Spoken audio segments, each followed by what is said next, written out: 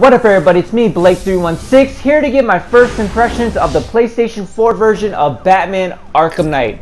Now, let's just say that Rocksteady is getting tons of hate, tons of bad press, tons of bad coverage, and you know what, they kind of deserve it because they gave PC gamers a really bad port of this game.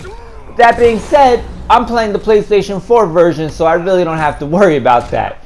So, I'm here to give my first impressions of this game, and I'm going to start off straight off the bat by saying visually, this game looks amazing. This game looks really good to the point where I'm going to say this may be the best looking game that I've seen so far on this generation of consoles.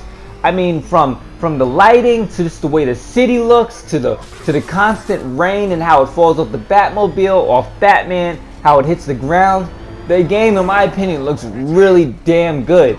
Where I personally have no complaints about it. But is it all about visuals? No. As far as the gameplay, I mean, if you played previous Batman games, you're going to love this Batman game because honestly the combat is still the same, where you can jump into action, you do multiple hit combos on multiple guys, take them down, you know, you can block and then reverse and do all that crazy stuff. It's still the same like in the previous games. That's a good thing because like I said, if you like the old games, you're going to like this one.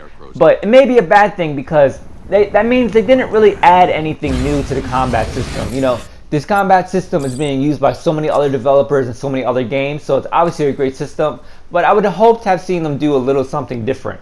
As you see, the grappling is still there. When you grapple, Batman is flying through the air. It's friggin' Batman. Like I said, it's like the other games. But there is one new feature that they added that a lot of people are either liking or they're not liking, and that is the Batmobile feature. And I'm gonna flat out say, when the Batmobile first got introduced in the game, yo, it was badass. Like it was like, yo, that's cool. I can't wait to drive it. Like they did an overall view of the game, of the car and the tires, and it looked really cool. But a lot of people are saying they don't like it is because the game is kind of having missions where you're forced to use the Batmobile, and I can see how that can be really annoying. Reason being, I did one mission where like I'm on the Batmobile and I'm driving on roofs and I'm doing these crazy jumps, and in my head I'm thinking, Batman doesn't need a Batmobile to go on the roof or to climb something. Batman has a jet, he has a helicopter, he has a grapple. Like he does not need to take his Batmobile and drive on the roof. So I totally can see how that can be annoying. But I mean, I guess Rocksteady was really trying something new with the game, and you know, it's a cool aspect, but it can be a bit annoying. I can see going forward. But one thing about the Batmobile that's really surprising is that it handles really well. You know, in other game series, such like Battlefield Hardline, where the vehicles like just control horribly in the campaign, or even in games like GTA, where the cars don't always drive that well. If you're going too fast, try to hit a turn, you're just all over the road. Surprisingly, the Batmobile, you know, it handles really well, especially with the amount of speed and power it's giving. One complaint is that like if you try to go from reverse to forward again, it kind of like goes all over the road. But I guess that's kind of a realistic feature for a powerful machine like that. Another cool thing about the Batmobile is how when you're driving and you hit buildings or you hit fences, there's actual like environment damage, especially on buildings. Like if you hit a building, you're gonna knock some bricks off the building, which I think is really, really cool, which just adds to how the visual of this game is just so damn good. As far as the story, the main villain is Scarecrow, and I'm gonna give a spoiler alert. When the game first started, there was like this zombie type of action going on from like Scarecrow's powers, and in my head I'm thinking, no, not another game with zombies. I was like, game devs, give another concept other than zombies.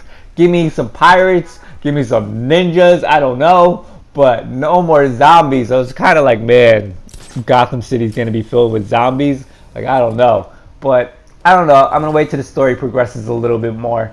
But I was like, yo, what's going on here? But as you can see, the game just looks so damn good. And obviously the gameplay, you can continue playing like stealthy, or you can go in and just beat the hell out of everyone like Batman would. I mean, you have your different options. If you like the old Batmans, you're gonna love this Batman. If you didn't like them, who knows? I don't really know. You may like this one because it's a new game. I don't know.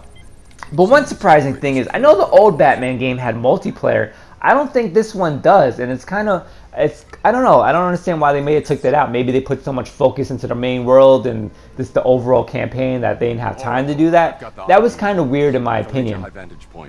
Is this Game of the Year contender? Like I said, this is my first impressions. It's a little too soon for me to really say that. Visually, the game looks pretty damn amazing. It's probably going to be the best looking game this year. Obviously, graphics and visuals are not everything. And to be honest with you, I think what may stop this game from being Game of the Year may be the Batmobile. Like I said, I can see how the Batmobile, it can be really annoying because, you know, like there was like a mission where I played and I have to destroy these tanks and I have to use the Batmobile, and there's like 4 or 5 tanks to my one Batmobile and they're just blowing me up. Like, that's not a fair fight. But as far as like people in the game, I've already seen Penguin, I've already seen Two-Face, I've seen Poison Ivy, who the Rocksteady did really good trying to make as sexually looking as possible. Like I said, Scarecrow.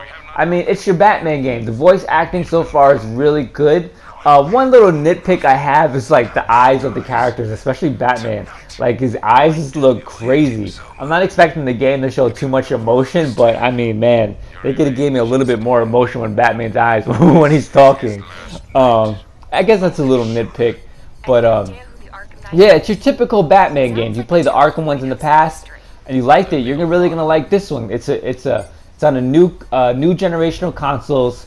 It's Batman with the old formula, but really good visuals. The addition of the Batmobile, which, you know, it can be really good. And if you're a hardcore Batman fan, you're really going to love driving the Batmobile because it's freaking powerful, it goes fast, it shoots guns, and it shoots missiles. But overall, like, my first impression so far, it's a really good game. So far, I'm really enjoying it, and I'm going to continue playing it. I hope to continue enjoying it, and I hope the game gets better from here. But it's me, Blake316. Like I said, it's giving my first impressions of Batman Arkham Knight. Make sure to subscribe for future videos. Until next time.